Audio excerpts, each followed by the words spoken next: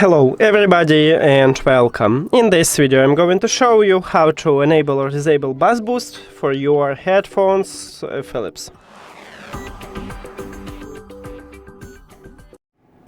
And firstly we need to locate bass button, and it's located at the right ear cup, right here, near to the USB-C port or near to the multifunctional button. We have a button with a bass.